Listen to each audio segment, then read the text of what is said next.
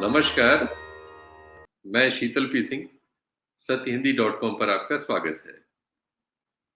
आज की इस बातचीत का मुद्दे का विषय है 20 जून को पटना हाई कोर्ट का आया हुआ एक फैसला, जिसमें उन्होंने राज्य सरकार द्वारा पिछड़ी, दलित और आदिवासी जातियों के लिए आरक्षण में वृद्धि करके उसको कुल 65% तक पहुंचाने का एक निर्णय लिया था, जो पिछले साल उन्होंने लिया था। उस निर्णय को खारिज करने का फैसला हाई कोर्ट से आया है 20 जून। इस फैसले पर देश में, चूंकि आप जानते हैं रिजर्वेशन एक संवेदनशील मुद्दा है, इस पर एक सतत और अनवरत बहस देश में हमेशा चलती रही है। इसमें दो पक्ष आमने सामने हैं। जो प्रिविलेज सेक्शन है उसके अपने तर्क होते हैं, काउंटर आर्गुमेंट होते हैं, और जो ऑप्रेस्ड एरिया है समाज का, उसकी ओर से ये तर्क आते हैं कि क्यों न क्यों उसे इन चीजों में बड़ा हिस्सा दिया जाए, जितना हिस्सा है वो पर्याप्त नहीं है।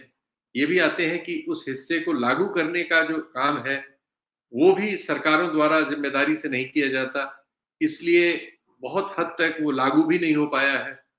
फिर ये शिकायतें आती हैं कि जो निचली पायदानें हैं उसमें तो कहीं-कहीं वो आपको ऐसा लगता है कि उनकी उपस्थिति है, लेकिन जो निर्णायक पायदानें हैं हमारे सिस्टम की, जो ब्यूरोक्रेसी में हो या अन्य जगहों पर, जो प्रथम श्रेणी की और द्वितीय श्रेणी की जो नौकरियां हैं, उनमें वो उपस्थिति नहीं दिखती।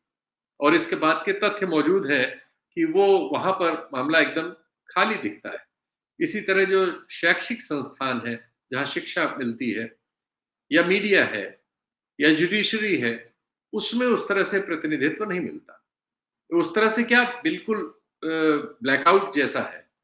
फिर बात आती है कि जो प्राइवेट सेक्टर है, जो हमारे यहाँ ऑर्गेनाइज्ड प्राइवेट सेक्टर है, उसका क्या हाल है, उसमें क्या परिस्थिति है। और फिर आता है अनऑर्गेनाइज्ड सेक्टर। इसमें रिजर्वेशन से संबंधित बहुत सारे सवाल हैं, जो बहुत कॉम्प्लेक्स विषय है, और इसके बहुत मतलब इसे फौरी तौर पर खारिज कर दिया जाना या फौरी तौर पर उसका समर्थन कर दिया जाना, दोनों ही सही नतीजों तक नहीं ले जा सकता। लेकिन इसका गंभीरता से समझना और अध्ययन करना जरूरी है, क्योंकि समाज के एक बहुत बड़े हिस्से को हम पा रहे हैं कि आजादी के बाद भी उनका समाज के ढांचे में जो आर्थिक हलचल है या प्रशासनिक हलचल है, उसमें उस तरह से उनको हम वो उतने दिखाई नहीं देते या उतने महत्वपूर्ण जगहों पर नहीं मिलते। तो ये जो डिप्राइवेशन है, ये बहुत लंबे समय तक किसी समाज को स्वस्थ नहीं रख सकता। उसमें बीमारी आएगी और सवाल उठेंगे। जब से ये फैसला आया है 20 जून को, उसके बाद से बहुत सारे विद्वानों ने देश के बहुत प्रमुख अखबारों में, जैसे द हिंदू में, उसमें एक संपादकीय लिखकर उस फैसले के बहुत सारे पक्षों को सवाल के कटघरे में खड़ा किया गया है।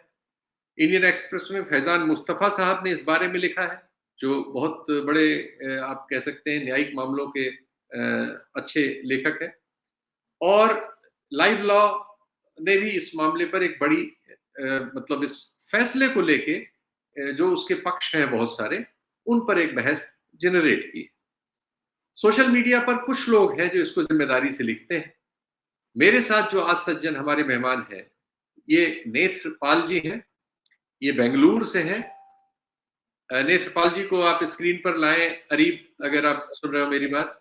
नेत्रपाल जी बेंगलुरु से हैं और सोशल मीडिया पर मेरा इनसे परिचय हुआ। मैं इनको फॉलो करता हूं और मैंने देखा कि इस मुद्दे पर इन्होंने भी बड़ी गंभीरता से काम किया है, और इनके काम में तथ्यात्मकता है।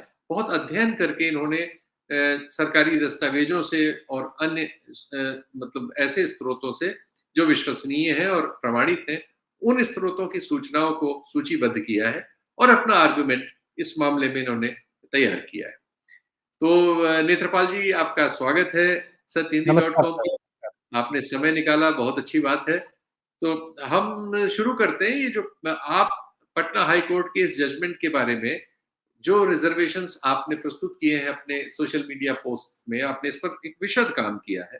पूरा एक मतलब आर्गुमेंट तैयार किया है, चूंकि ये जजमेंट 87 पेज का है और अपनी ओर से उन्होंने डिटेल किया है। और चूंकि अभी तक इस रिजर्वेशन से संबंधित जितने भी जजमेंट आते हैं वो एक सुप्रीम कोर्ट की 9 सदस्यीय एक फैसला है पिछली सदी का आखिरी दशक का इंदिरा साहनी वाला जजमेंट। इंदिरा साहनी जजमेंट उसी से आप कह सकते हैं कॉन्टेक्स्ट ड्रा करते हैं और उसी में से आप कह सकते हैं इशू जनरेट करते हैं, आर्गुमेंट जनरेट करते हैं। तो खैर नेत्रपाल जी से शुरू करते हैं सबसे पहले कि आपने जो इश्यूज रेज किए हैं आप एक बार बताना चाहें 1 2 3 4 करके, फिर मैं उसमें काउंटर क्वेश्चन आपसे करूंगा। जी नमस्कार सर। Thank you. पहली बात तो ये है like a 50% ceiling, reservation ceiling, it came in Indira Sahani judgment. Indira Sahani judgment में the main argument was like if we give more than 50%, it will be reverse discrimination against the general category. So वहां पर एक quotation है अंबेडकर साहब का. So they used the quotation and told that the reservation should be for minimum number of seats, and then there's a famous speech. So using that logic, a 50% limit लगाया उन्होंने. But if you have to see the Indira Sahani judgment, उसमें 9 judges थे, only 3 judges accepted this. 6 judges they have not accepted it. So they have not accepted it. So that is the reason why the 6 judges ये क्या बोले हैं, like exceptional circumstances में it can be breached.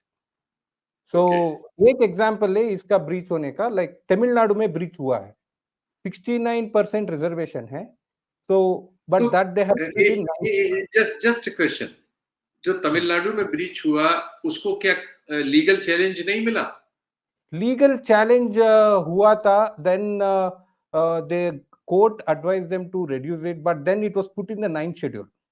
So once it is put in the 9th schedule it can not be challenged. But again 9th schedule के बारे में थोड़ा सा ब्रीफ हमारे दर्शकों को बता दें, क्योंकि सबको नहीं पता है.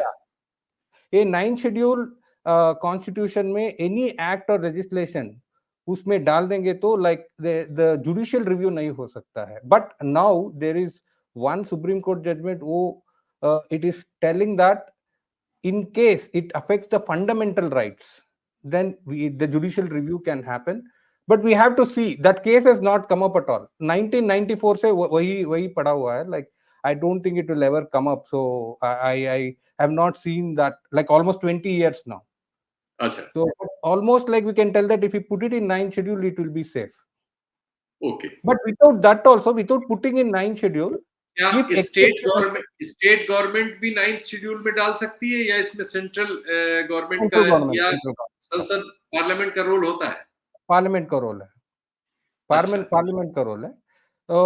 But the thing is that without putting in 9th schedule also, the Indira Sahni judgment tells that if there are exceptional circumstances, you can breach the 50% ceiling. उसमें तो कोई differences नहीं है. And even in this Patna High Court judgment, they tell that it can be breached if exceptional circumstances are there. But how exceptional circumstances, how will you define? ये क्या है exceptional circumstances? वही problem है. So for this they require quantifiable data. Quantifiable data वो कैसे मिलेगा? Like just a second. Indira Sawhney judgment में शायद वो ये कहते हैं कि कोई पिक्यूलियर रीजन के लोग हों, दूर दराज के हों, तब इसको अप्लाई करना चाहिए. कुछ ऐसी बात कही है उसमें क्या? Yeah, that is only an example. Example दिया है, like for example, if they are like for example far flung, if they are not, the development has not reached there, वहाँ उस तरह के जगह पे दे सकते हैं. That is only an example. But after that there are many judgments. Okay. So उसके बराबर, like for example, we can assume that if the quantifiable data shows that there is inadequate representation कुछ भी नहीं है इस caste को. But and then secondly, if there is backwardness, then administrative efficiency. So a sub parameter, if it is quantifiable data available hai, then we can actually breach the data. Breach the 50% ceiling. सो यही हुआ था Maratha reservation में. Okay. Maratha reservation they did a small sample based survey और कुछ small commission किया था और based on that they did this, they breach the 50% ceiling. मगर वहां क्या हुआ था, that was a very small sample based survey, so the courts did not accept that.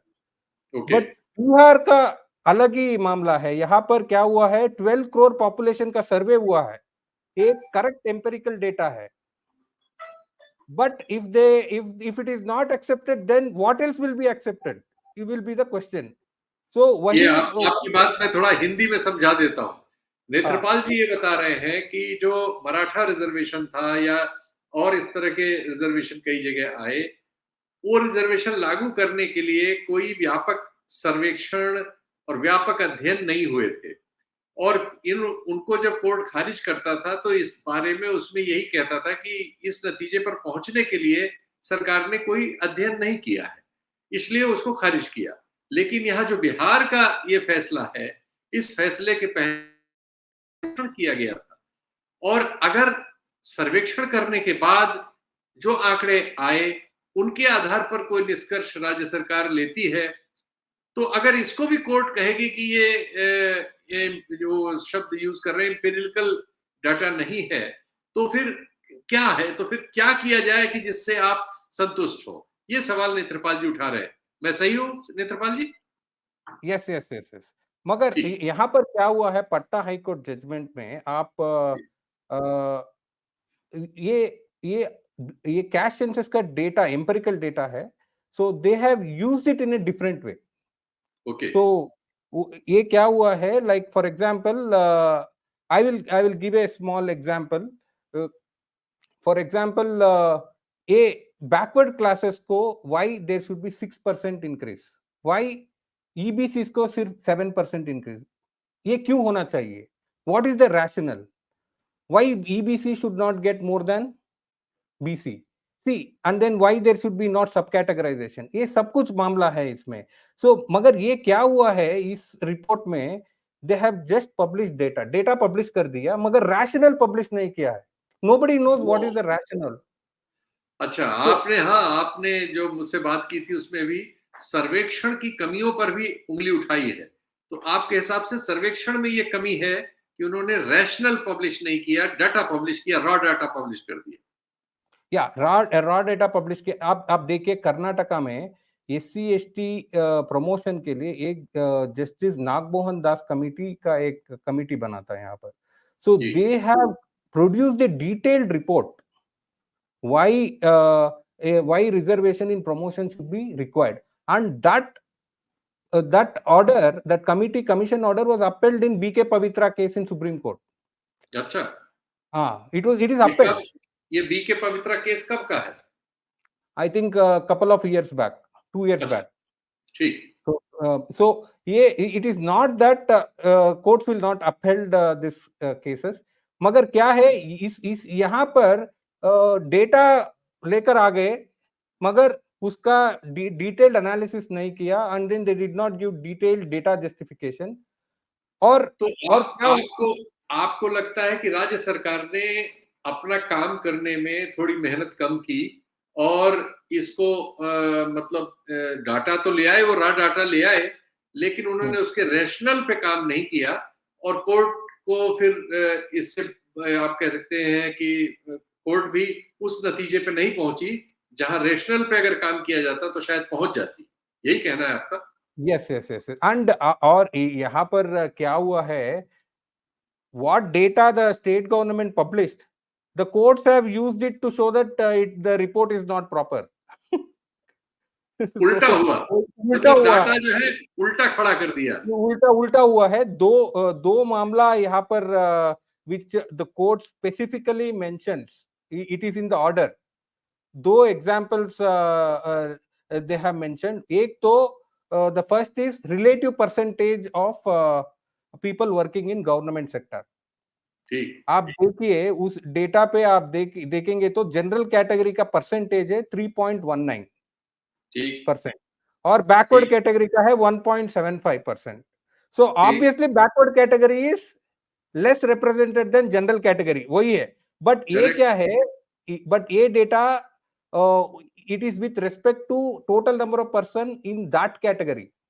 3.19% क्या हुआ है, total number of general category people are 2 crore, and then persons working in government sector is 6,41,281. उसको divide करने से वो 3.19 आ जाता है। मगर आप देखिए कोर्ट ने क्या किया है, वो total number of employ government sector में ले लिया, वो 20 लाख है, 20,49,000 है।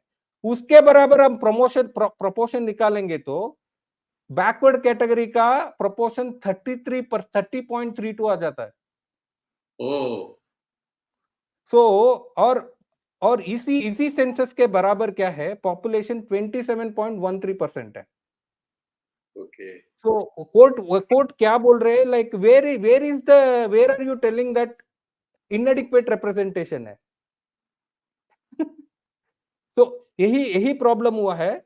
तो एंड देन एक और बोलते हैं कोर्ट, लाइक फॉर एग्जांपल वो टोटल कर देते हैं लाइक सारे रिजर्व कैटेगरीज का और पूरे जनरल कैटेगरी का। रिजर्व कैटेगरी का सीट 68.52% है proportion.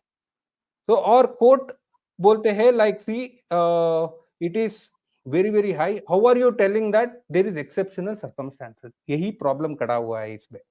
And then the court क्या किया है, like they tell that there is no inadequate representation. Actually general category people inadequate representation. So this is the argument in the court. मगर सी आप देखिए ये argument है ना, लाइक थोड़ा मायोपिक व्यू है, like it's a very narrow view.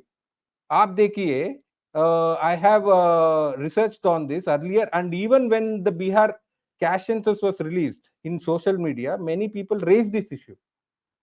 It is not that it was raised only in the court. Many people raised the issue that backward category को ज्यादा representation है, so you have to remove them from the backward category and they have to push it to general category. So but then itself I had argued against this. I'll tell you what are the arguments. The first argument यहाँ पर क्या है, आप देखिए ये proportion का difference है ना population से, तो आप सिर्फ backward category को देख रहे हैं, वो positive, they are adequately represented 3.2। मगर ईबीसी का क्या है, EBC are very badly under represented, उसका -13.48% है। अच्छा, माइनस है, -13.48%। कोर्ट का क्या फॉर्मूला लगाया है, कोर्ट ने उसी फॉर्मूला लगा के हमने निकाला है कि EBC have 13.48% less representation.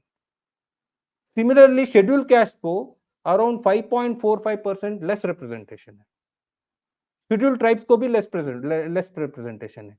So, okay, accept that BC have little bit more representation, but ये EBC और scheduled caste, scheduled tribes को तो exceptional circumstances में डालना है ना। So we have to, the courts, why did the courts not allow that?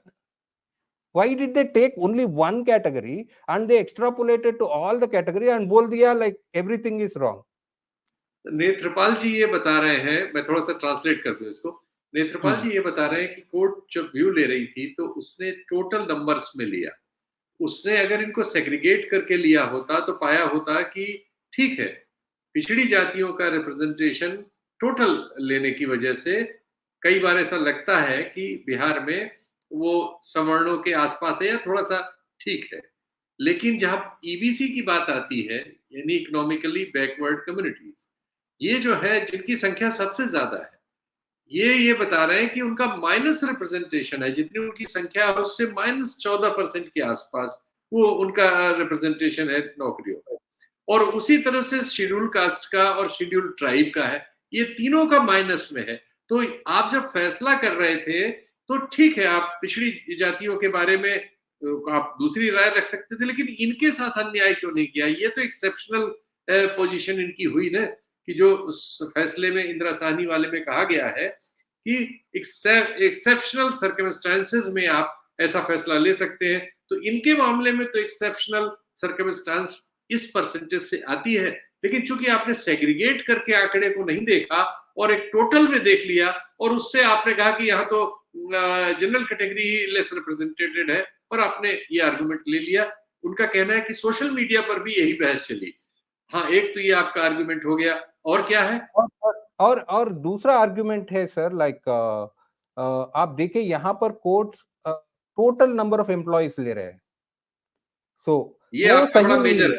ये point आपका बड़ा मेजर पॉइंट है, मैंने देखा था ये आपका आप सोशल देखिए मीडिया। गवर्नमेंट में 4 कैटेगरीज ऑफ एम्प्लॉइज है। कैटेगरी ए, जी, group A, group B, group C, group D. आप कहीं पर भी देख लीजिए, इंडिया सेंट्रल गवर्नमेंट भी, स्टेट गवर्नमेंट्स में भी, like majority of the SC, ST, EBCs especially, they are in group C, group D, group A, group B में नहीं है। ये बहुत महत्वपूर्ण बात कह रहे हैं नेत्रपाल जी, और इस पर मैं भी इम्फेसिस करना चाहता हूँ। एक्चुअली इसी बात से, इनकी बात से मैं कन्विंस हुआ था, और मुझे लगा कि इनसे बात करनी चाहिए। ये कह रहे हैं कि जो भी रिजर्वेशन पिछले 70-80 साल में, 60-70 सालों में भारत में एम्प्लॉय हुआ है, उसमें क्या है, और ये पिछड़ी जातियों का तो अभी हुआ है, उससे क्या है कि जो हमारी 4 श्रेणियां हैं नौकरी की, category A, category B, category C, category D, तो जो निचली श्रेणियां हैं, तीसरी चौथी श्रेणी के, यानी चपरासी वगैरह के काम, सफाई वगैरह के काम और क्लर्क वगैरह के काम, इन कामों में तो रिजर्वेशन का असर दिखता है, वो रिप्रेजेंटेशन वहां नजर आता है। जो भी रिप्रेजेंटेशन है, जो पूरी संख्या दी जाती है, उसका अधिकांश इन 2 सेक्टर्स में मिलता है। और जो ऊपर की ए और बी कैटेगरी है, वहां जब हम जाते हैं तो वहां पाते हैं कि ये जो आंकड़ा है एकदम बदल जाता है। वहां वो एक तरफा जनरल कम्युनिटी के पक्ष में चला जाता है, और जो रिजर्व कैटेगरी के लोग हैं वो वहां बिल्कुल बहुत कम हो जाते हैं। थोड़ा सा इसको एलेबोरेट करिएगा नेत्रपाल। सर, ये नागमोहन दास कमेटी का एक रिपोर्ट है सर, लाइक कर्नाटका में, like I was mentioning that, उस ठीक। रिपोर्ट में वो टोटल नंबर ऑफ एम्प्लॉइज नहीं कंसिडर किए, so they consider the group wise employees. Hmm, उसमें क्या, उसमें हम देख सकते हैं कि like in group A SC ST का रिप्रेजेंटेशन सिर्फ 3.74% है, हम्म, एससी का रिप्रेजेंटेशन ग्रुप ए में। ग्रुप बी में हम्म, 8.80 है। ग्रुप सी में देखिए 76.55% है हम्म, प्रोपोर्शन में। If you take all hmm, the total employees, उसका ज्यादा है। तो ये क्या हो रहा है, most of the SC ST OBC employees are in group C and group D. और आप जी, देखिए गवर्नमेंट में हायरार्किकल ऑर्गेनाइजेशन है, ज्यादा एम्प्लॉइज ग्रुप सी में है, ग्रुप डी में, ग्रुप ए ग्रुप बी में नहीं है। तो आप टोटल करेंगे तो ऑब्वियसली ज्यादा होगा, मगर the representation in the strategic position like group A group B वहां नहीं है। तो इनएडिक्वेट वहां कितना फर्क रिप्रेजेंटेशन। है? वहां कितना फर्क है, जरा दर्शकों को हमारे बताइए। वो बहुत फर्क है। Like for example central government में ऑलमोस्ट ऑल ऑर्गेनाइजेशंस में जनरल का 65% है ऑलमोस्ट। अच्छा, एससी एसटी ओबीसी का अराउंड 30 to 35% है। ठीक है। और आप देखिए as you go higher and higher, हाँ, आप देख लीजिए like for example secretaries, additional secretaries, joint secretaries, directors, वो कौन डिसीजंस लेते हैं। जी, So there तो the representation is even more lesser. अच्छा, Yeah. So वहां पर तो बहुत ही कम है। लाइक फॉर एग्जांपल 2019 का डेटा है, हम्म, सेक्रेटरी एससी में out of 89 there are only 1 SC and अच्छा, ST there are only 3 STs. Additional secretaries out of 93 there are 6 एससीज, एसटीज 5 एससी। सो ये बहुत कम है। सो ओवरऑल रिप्रेजेंटेशन सिर्फ 4.38% है एससी का, और एसटी का 3.28 है ओ, और एट ओबीसी का हायर तो लेवल। ओबीसी का क्या हाल है? But it is less than 4-5% okay. overall. तो देखिए, ये बड़ी मेजर बात नेत्रपाल जी बता रहे हैं कि देखिए, अगर आप ओबीसी और एससी एसटी दोनों को मिला लें, तो ये दोनों मिलके जो ऊपर की दोनों कैटेगरी हैं ए और बी, उसमें 10% से भी कम आते हैं, या मुश्किल से 10% है। 90% वो एक सेक्शन की ओर चला जाता है, और माइनॉरिटी का भी कोई बड़ा रिप्रेजेंटेशन इधर नहीं दिखता इसमें। क्या कहते हैं आप? माइनॉरिटी का डेटा ऐसा अलग में they have not published anywhere. Okay, no group A issues. Group C में नहीं No मिलता issue. है, like But they are separate not नहीं। visible anywhere. They are not visible anywhere, so we can presume No, that they वैसा are नहीं है। No. big. I also thought like that, but completely वैसा नहीं है। For example, एक professor का data है हमारे पास यूजीसी का, where they were actually better than SC, ST, OBCs. Yes, they are better than Because SC, ST, because ये OBC. क्या हुआ है, they have various minority institution, Aligarh University, Muslim Yes, University, because of that. because of that they have better. Better. SC, ST, Yes, OBCs are the worst in this aspect. correct. जी। और So इसके बाद अगला argument क्या है आपका? no, the first what I was telling was like using total employees is completely wrong. So Okay. वो analysis use करके like they are telling that Netrapal जी की बात का मैं भी एक संदर्भ देना चाहता हूँ। जैसे सफाई कर्मचारी है, सफाई कर्मचारियों में प्रीडोमिनेंटली हम पाएंगे 80-90% कि वो SC ST कम्युनिटी के ही लोग आते हैं। उस काम में तो कोई जनरल कैटेगरी का कोई जाता भी नहीं है और वो होता ही नहीं है, लेकिन उससे एक नंबर जनरेट हो जाता है। चौथी श्रेणी के कर्मचारी हैं, तो एक नंबर जनरेशन में तो उनकी गिनती हो जाएगी और उससे ये होगा कि इतने लोग एम्प्लॉयड हैं। लेकिन सच्चाई ये है कि वो काम करने के लिए हमने सोसाइटी को सेग्रीगेट कर रखा है और वो काम एक सोसाइटी के हिस्से पे डाल रखा है कि यही करेगा ये काम, इसलिए वहां पे वो नंबर है। इस सबसे डाटा थोड़ा सा कंफ्यूज करता है। ये नेत्रपाल जी के आर्गुमेंट का बेसिस है, मेरा ख्याल है। मैं ठीक हूँ? yes sir. और एक और है सर, लाइक कोर्ट्स क्या किए हैं, लाइक दे हैव टेकन एक सेक्टर, गवर्नमेंट सेक्टर ले लिया, ऑर्गेनाइज गवर्नमेंट सेक्टर, मगर जो वो तो बहुत ही छोटा है, लाइक छोटा प्रोपोर्शन है जॉब्स में। When you consider organise sector, दो सेक्टर है, गवर्नमेंट और प्राइवेट सेक्टर। ठीक। ऑर्गेनाइज प्राइवेट सेक्टर में क्या हो रहा है, बैकवर्ड क्लासेस का रिप्रेजेंटेशन, वो देखना पड़ेगा। ये बहुत महत्वपूर्ण पॉइंट है आपके, मैंने उस पे देखा है। इसको जरा सा एलैबोरेट करिए। या आप देखिए, if you see backward class representation for 27.13% population, उसका रिप्रेजेंटेशन सिर्फ 2.88% है, बहुत ही कम है। ये क्या हुआ है, प्राइवेट सेक्टर में जनरल कैटेगरी का रिप्रेजेंटेशन ऑलमोस्ट 28.35% है, बहुत ज्यादा है प्राइवेट सेक्टर में। So they have a private sector में they have a very big advantage. So although the backward classes have an advantage in government job, but in private sector job, when you see it in a holistically, they don't have. So आप सिर्फ government sector को देखेंगे या पूरा economy को देखेंगे representation के मामले में, ये प्रॉब्लम है यहाँ पर। So आप देखिए, we did that analysis and we have found out gaps in for all categories को, in almost all categories. Like for example, or first I'll take organized private jobs. Organized private jobs में backward classes का negative representation है 2.1%. EBCs का 14.36% है negative representation. Again SCs का 11.49 negative representation. ये बहुत बड़ा difference है. So we are talking completely like what I can tell is segregation we can tell. Like private sector is completely dominated by upper class. So this shows that there is some kind of a need for reservations in this private sector. Then आप next job देखिए, unorganized private jobs में, वहां पर भी EBC, SC, ST सारे का negative है और BC का ऑलमोस्ट है सेम। सर देन आप देखिए EBC, SC, ST नहीं है ऑर्गेनाइज्ड जॉब्स में और सेल्फ एम्प्लॉयमेंट में भी नहीं है, और कहाँ है ये लोग? That is the question to be asked. EBC, SC, ST लोग कहाँ है?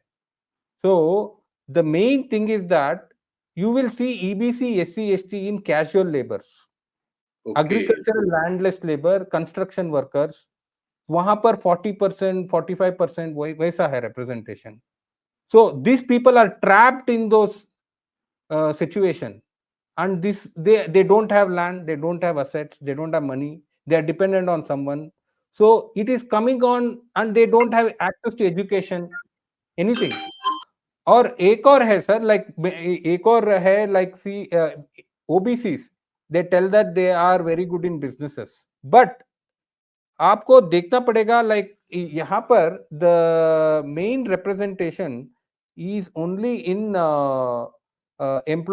in businesses where there are smaller number of employees, like for example less than 20 employees. If there are more number of employees, big corporation, the representation again comes down. तो ये एक और problem है. And then आप देख सकते हैं, like for example labour, landless labourers कितने हैं, लाइक फॉर एग्जांपल ईबीसी में 40.09% है, एससी पे 25.12% है, एसटी पे 1.86% है. So ST is very small category. So आप this shows that the entire if you take the entire block of EBC, SC, ST, the quantifiable data shows that there is extraordinary circumstances for increasing reservation. So that is one point. And BC के लिए भी ये है. So यहीं पर the argument comes sir कि आप सिर्फ गवर्नमेंट जॉब्स को लेके पूरा adequate representation का फॉर्मूला पे आप लगा सकते हैं क्या, लाइक दैट इज व्हाट आई. अच्छा, ये आपका पॉइंट बड़ा मेजर है कि पहुंच गया इस पे कि इससे एडिक्वेट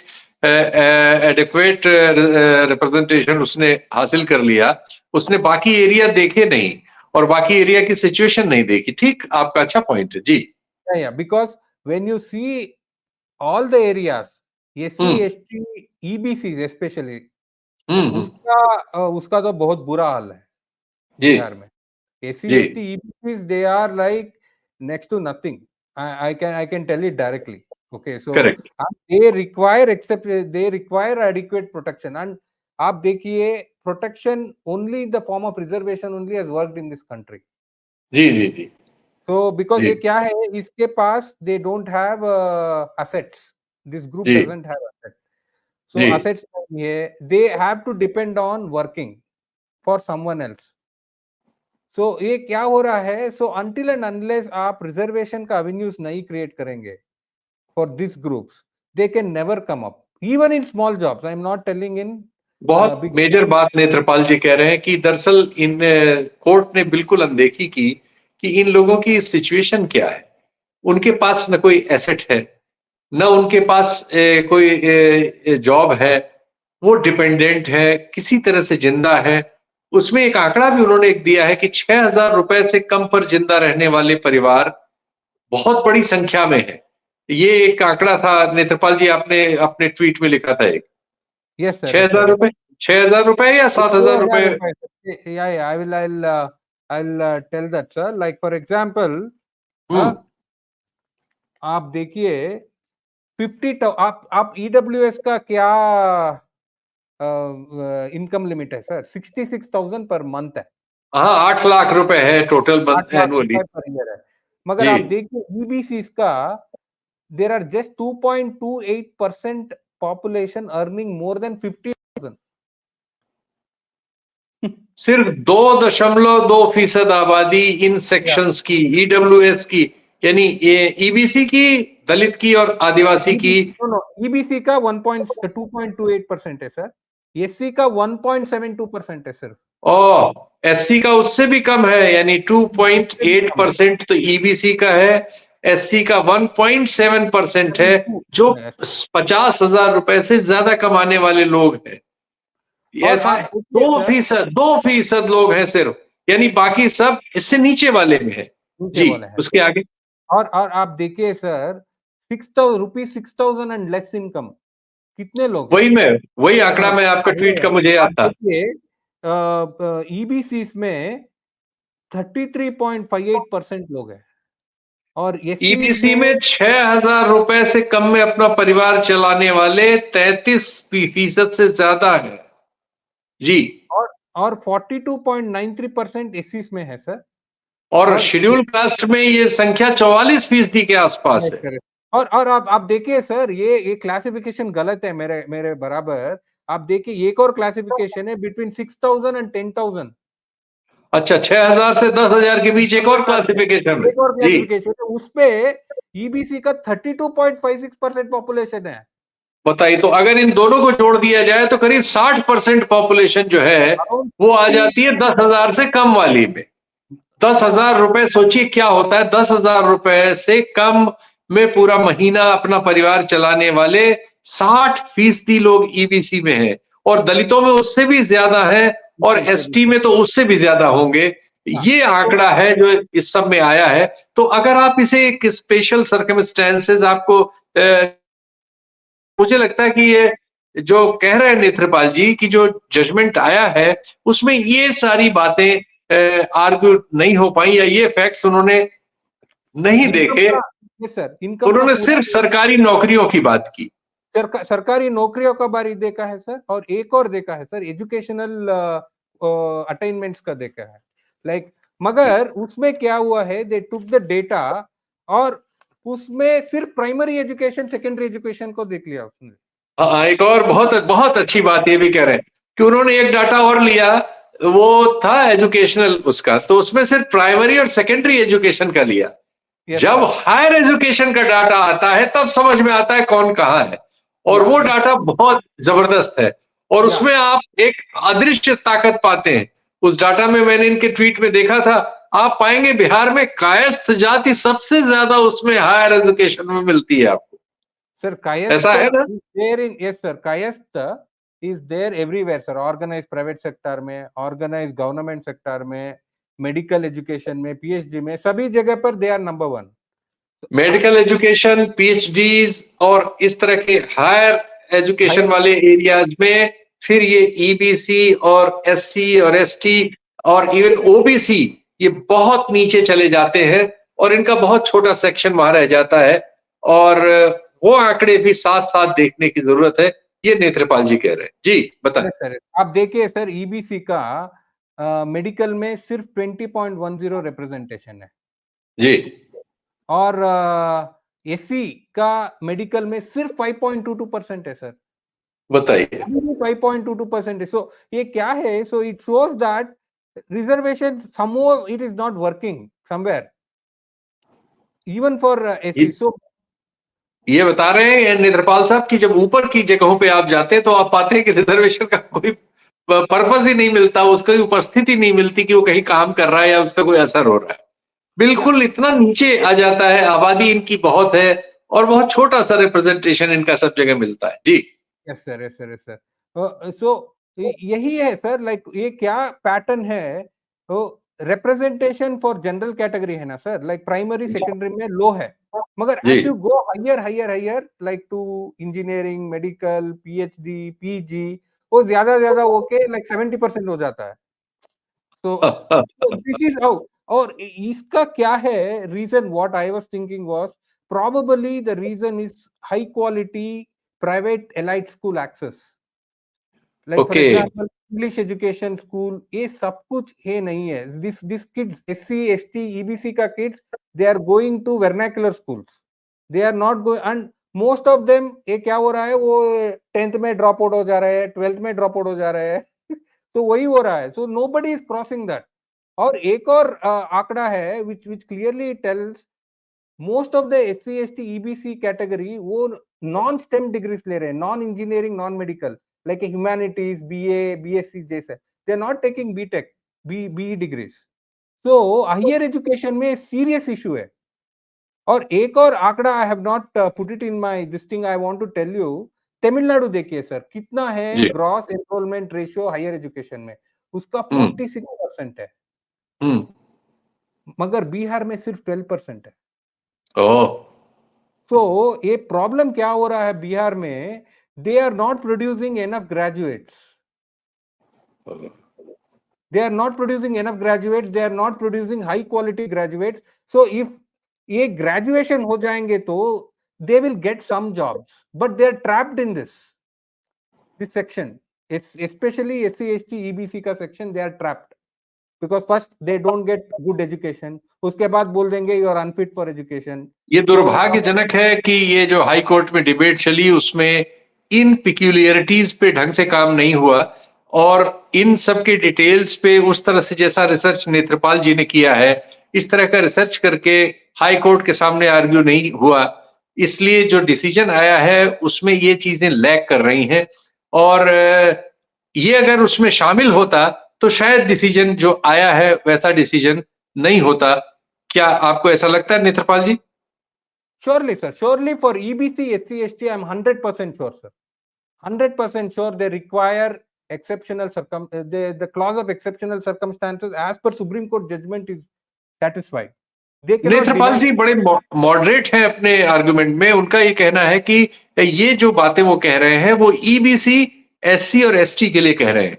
हो सकता है ओबीसी का कोई सेक्शन उसमें से वो बाहर कर सकते थे, उसे क्रीमी लेयर वगैरह की जो बात होती है उसमें किसी में अगर उनको मिलता है तो दे कैन, लेकिन ईबीसी, एससी और एसटी का जहां तक सवाल है उसका रिप्रेजेंटेशन निश्चित तौर पर इन तथ्यों के साथ अगर देखा जाए तो वो जजमेंट जो आया है वैसा जजमेंट दे पाना संभव नहीं होता।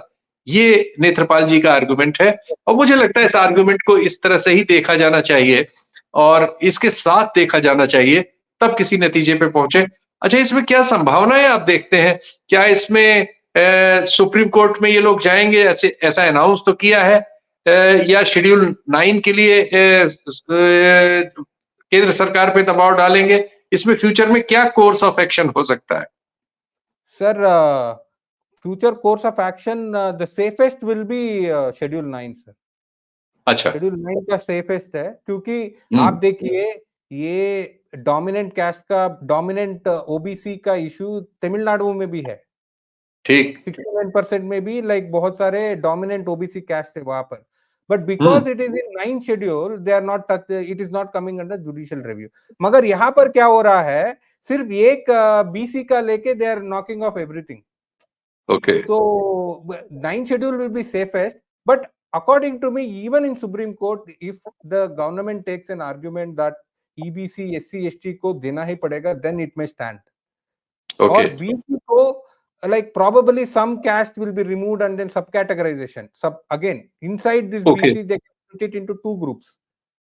So that is possible. आप देखिए OBC का national commission for backward classes का एक सर्कुलर आया है, उसमें they tell backward classes should be split into 3 categories.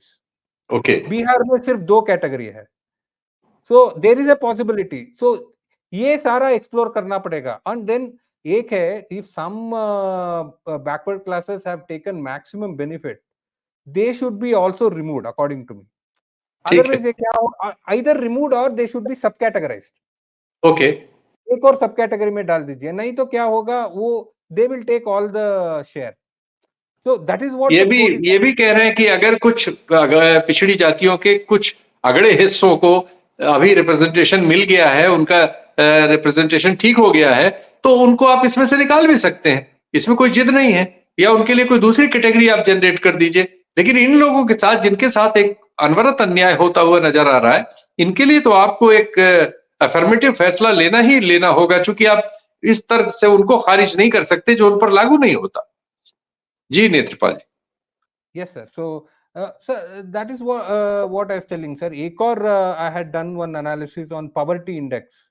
आप उसको क्लियरली देख सकते हैं ईबीसी, एससी, एसटी का तो सी सम एससीज are they have reaped the benefit like passes. आप देख सकते हैं। So there may be some requirement for subcategorization in SC ST also. In SC ST also, if they are there like passes in yes, correct. So ये क्या है, government has not looked at this data from all these angles. That is what the court is also telling. The court is telling that आप सिर्फ reservation को increase कर दिया, आपने optimise नहीं किया है। So probably they should also look at this. Okay. So then I think in the Supreme Court for this to stand, it will be much easier. But I still मगर I think that EBC, SC, ST का तो strong case है sir. अच्छा, बहुत ही strong case है. But I don't know whether the courts will split this up or they will take it as a whole. But because what I have seen is that from the order वो सिर्फ order को delete करने के लिए whatever points they have taken that. But there are other points in our favor. ठीक है नेत्रपाल जी, आज हम लोग ये बात यहाँ खत्म नहीं होगी, अभी बहुत बार हम लोग इस पे बात करेंगे और इसमें और जो डेवलपमेंट्स होंगे उस पे बातचीत करेंगे। लेकिन बहुत अच्छा रहा, नए सिरे से नई तरह की बात हिंदी हार्टलैंड में इतने डिटेल्स में कम ही होती है। आपने की, आपने अपना समय निकाला, इंफॉर्मेशन दी, ग्राफिक्स भी हम लोगों को दिए। So kind of you, thank you very much. फिर बात होगी आपसे। Thank you, sir. Thank you.